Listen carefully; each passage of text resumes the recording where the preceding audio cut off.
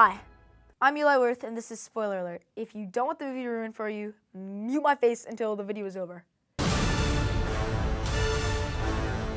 I really like what they're doing with these new Daniel Craig James Bond films, because they're keeping it classic. They still have the whole thing where, like, in the very beginning where Bond is walking down and he looks at the camera and he points his gun and he shoots it, like the blood drips down. You've got like the lady in distress that he's always with that you don't really care about, but Bond does. His boss that he's got to report to that usually doesn't agree with him, and like Bond's got to go rogue, but he gets the job done. And you got Q with all of his gadgets. Q's hilarious in this. He's like, oh, I really hate you right now. And then he like does what Bond wants him to. Anyway, they like clearly, they spent a lot of money on this movie with all like the fancy cars that they have.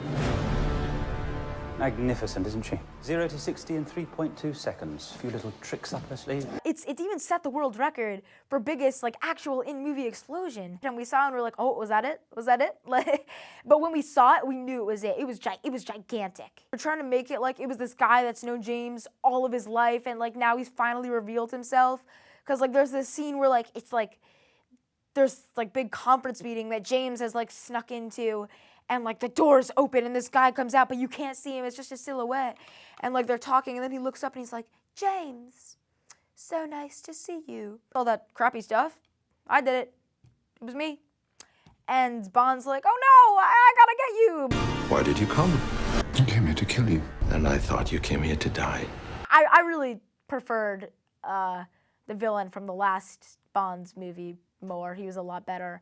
Also related to the villain, all the commercials completely deceived me for this movie, because in all the commercials, it would always show like a guy in a skull mask and a top hat kind of like look to the sky, and I thought that was the villain. It was even, my friend has like a poster for the movie, and that guy, like the skull mask and the top hat, he's on that poster, and I'm like, whoa, this villain looks sick. That's a creepy mask, like, and a cool top hat. But no, like the one thing that I really think, like, that differs from the classic, that like there's one scene where, like, you know, the Bond torture scene, he's like up against the table and the laser's coming down, and like you think he's gonna get cut in half, but like he gets out, he's fine. And in this one it's something similar where like Bond's in a chair and like a needle's about to go through him, and you think he's gonna get out, but he doesn't. It's really gross too. Like the needle goes in him and it's like, oh god, I didn't like it. But I would recommend that you see the other James Bond movies before this. My friend, I almost felt bad for him because he hadn't seen any of the other movies, and like the entire time when we were in the theater, he was like whispering in my ear, he's like, who's that? And I'm like, ugh. So I'm Eli Worth, and this has been Spoiler Alert. If you see me at the movies, buy me some Skittles. Those things are great and overpriced. Thank you.